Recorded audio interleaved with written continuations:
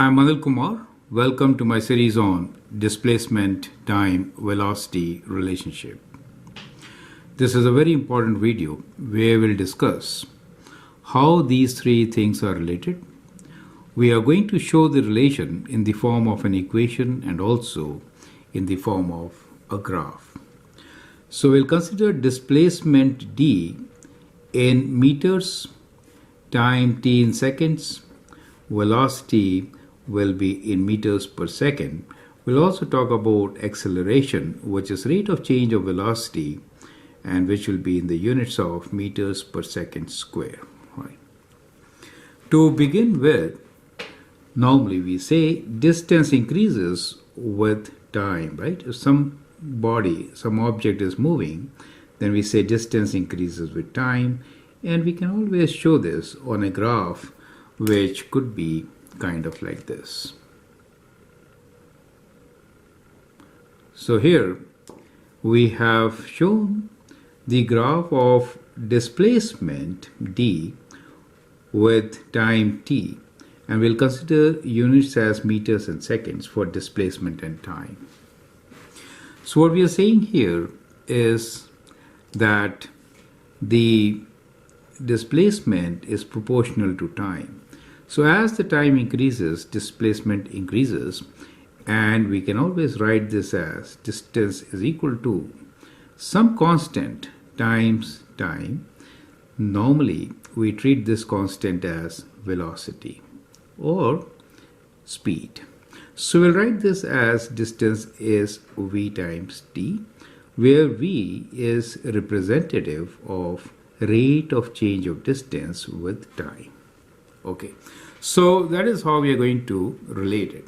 So we have just shown here that the velocity will be treated as rate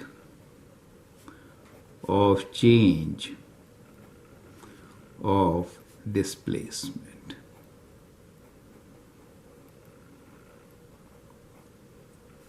Okay, now let's talk about displacement also, as sometimes we'll be using the word distance. Displacement basically is rate of change of position, right? Let me write here where displacement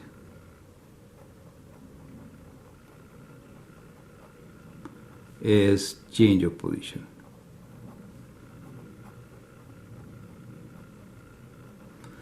Right, so the position of an object changes. It is like going away in this case, and we are saying that the relation between distance and time is basically equal to d equals to vt, right? So as you have seen in the very beginning that we have used word displacement and distance kind of mixed up, but you should always differentiate between them. Distance is from a particular point and displacement is actually change in position. So whatever we are showing here is actually displacement, right? So this curve which we have shown is basically displacement, change in position with time, correct? And of course, if you think that we have started from this position, then that change in position results into distance away from this point at the moment, right? So in this particular case, the equation could be distance equals to vt. Now we could have any number as its value. So we could actually write an equation saying distance is equal to 5t, for example. So that really means that the object is moving with the velocity of 5 meters per second, and this is kind of constant velocity, right? Which I could represent in another graph here, let's say. So we'll draw another graph to represent velocity with time. So what we are saying here is that the distance is increasing at a constant rate. So the displacement is moving, that is movement of a particle is at a constant rate, and that rate is 5. So on the graph of velocity and time, we'll represent this as a horizontal line, where the value of velocity remains constant and it is 5. So if the units are meters for displacement, for velocity will be meters per second, signifying rate of change of position or displacement. Is that clear to you? So that becomes a relation, and here we know that velocity is basically 5. It is a constant, 5 meters per second. Velocity is not changing at all. Well, as I introduce you to another term, acceleration, which is the rate of change of velocity, you could also write acceleration, in fact, is 0 meters per second square. The idea is that the velocity is not changing, so the rate of change of velocity is 0. So we'll represent that as acceleration being 0, right? So that will be represented on the t-axis, correct? So the acceleration is just 0. So that is our first graph, which relates displacement with velocity and velocity with acceleration. And here we also call this as a direct variation, where the displacement or the distance is increasing with time at a constant rate. Well, we could have many different scenarios. Let's take another one where the distance is actually not increasing but decreasing. Okay. So we could use the rate concept in many different ways, right? So let us say we have an object which is moving towards, right? So in that case, what is happening is, let's say this is the object. So it started from a point which was away from the sensor, and it came right where the sensor is and then moved further south. So that is the displacement, which could be shown as shown in this particular graph with time. Now normally we keep time as positive, and therefore we are working on the right side of y-axis. Now in this particular case, I could write that the distance is equal to, now we started from somewhere, right, which is not 0. In this case, we started with a point which was at 0. So here, let's say this point is at 4, right? So in this case, we started with 4. However, the object is moving towards the source and the distance is decreasing, correct? So let us say the object is moving with the velocity of 2 meters per second. Then every second it is decreasing by 2 meters, correct? So we could write this as 4 minus 2t, right? So in this particular case, the equation which represents the displacement with time will be 4 minus 2t, right? Now in this case, the velocity is basically minus 2 meters per second. And if I have to show this velocity on the velocity time graph, then I know it is constant, but it is negative. So I will show it like this. So that is the velocity minus 2 on the velocity time graph. Is that clear to you? Right? So we'll use meters and seconds for displacement and time. So the units for velocity will be meters per second. Now in this case also the velocity is constant, and therefore acceleration, that is rate of change of velocity, will be 0. So here also the acceleration will be 0. So this orange line represents acceleration being 0. Is that clear to you? Correct? So I hope these two scenarios are absolutely clear. Now we could also have a state in which the position of an object is not changing at all. For example, we could have a position which is kind of like this. Now this represents that during this time, object is at the same position. Let us say this position is 3. Now in this case we are saying distance is just 3, right? It is not changing at all. It is at standstill, right? So the object is not moving. Correct? So object is not moving means that the velocity is 0, right? So if I have to represent this information on a velocity time graph, it will be represented along the t-axis. Is that clear to you, right? So that is how we are going to represent this on a velocity time graph where velocity is 0. Of course, when there is no velocity, there is no question of acceleration. That will also be 0. Is that clear to you?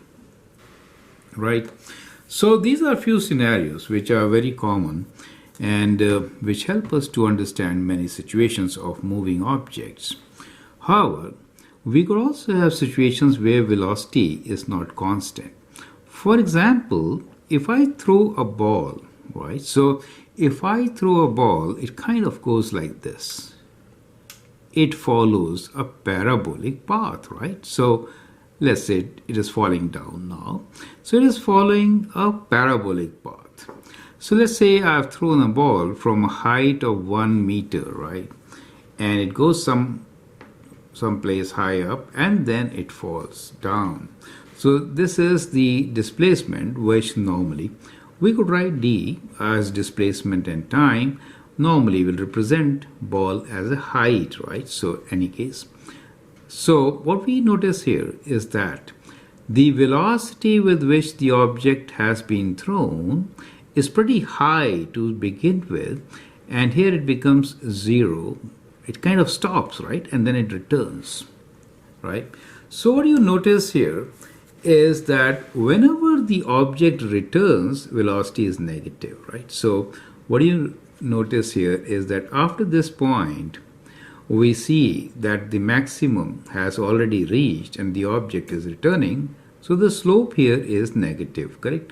On this side, the slope is positive. Here, the slope is 0. So what we observe here is that in this particular case, we have a velocity which could be positive, 0 and negative. You understand? Our equation which could describe this can be written as distance is equal to, for example, half at square, right? So which we normally write as 5t square, right? So we could write half t square, kind of like this, let us say. Now, if I write half t square, it is basically a parabola which goes upwards. But if I write minus half, which is minus 5t square, then we are saying that it is kind of dropping down. Now, since it drops after some time, let us say this time is, let's say 3 seconds, right? So we could also write this as half of t minus 3 whole square. You see how we got our equation, right? So what we're trying to say here is that the displacement attains a maximum value at t equals to 3, right? At t equals to 3 equals to 0 here. In that case, within the bracket, we get minus 3 square, which is 9. 9 times 5 is 45, negative. And when I take away 45 from 46, what I get is 1. So at t equals to 0, I get 1. So I kind of made a model for this situation, and the maximum height being 46 at t equals to 3, 46 meters. Does make sense to you, right? So we could have a situation which is kind of like this. Now in this particular case, what we observe is that the velocity is not constant, right? Here, initially, it is positive, then it is 0, and then negative, correct? So mathematically, we can actually find the value of this velocity. However, on this scale, on this graph, we could show it like this, correct? So, I mean, of course, this will not go forever. We'll have to calculate when will the object hit the ground. And at that instance of time, when the object hits the ground, the velocity will be like maximum, correct? So that is how the situation is going to be. So in this particular case, we see that the velocity is changing. It is very high right in the beginning. So approximately this value of v could be equal to 10 times 3, which is 30 meters per second, right? So these calculations we are not bothering about now. We'll see how to get these values later, right? Using some calculus, some derivatives, and different processes. This is initial velocity, right? So the initial velocity will be around 30 meters per second. However, we can have an expression here when we multiply minus 10 times t minus 3 will be the equation, right?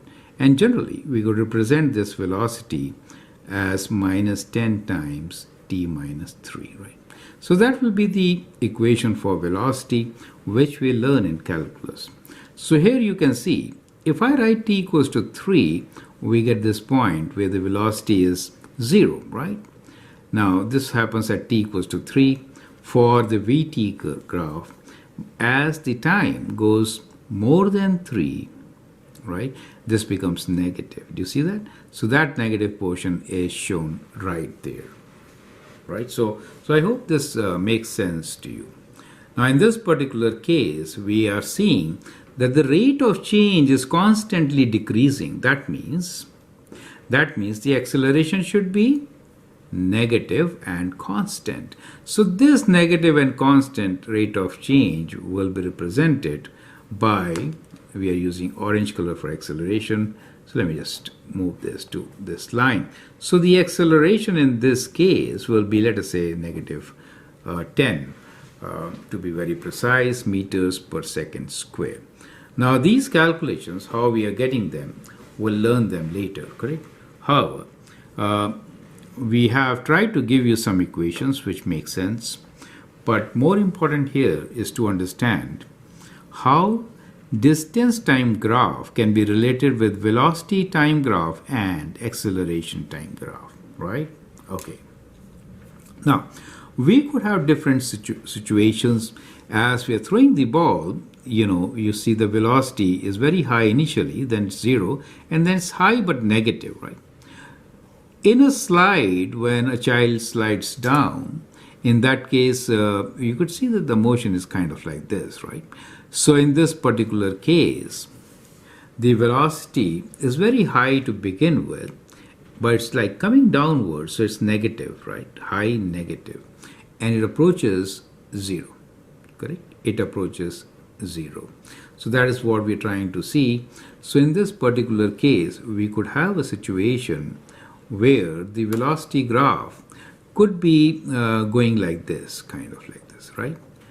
Where it is approaching 0, but it is negative since it is downward movement, correct? So that could be another situation where we begin with high velocity, right? And like a slide. So in that situation, velocity is changing, right? So in these two situations which we learned, the later part, what we saw here is that the velocity is changing, right? So in these two situations, the velocity changes, it is not constant. In the situations before this, the three which we saw, here the velocity is constant. It could be 0, a constant positive value, or a constant negative value, correct?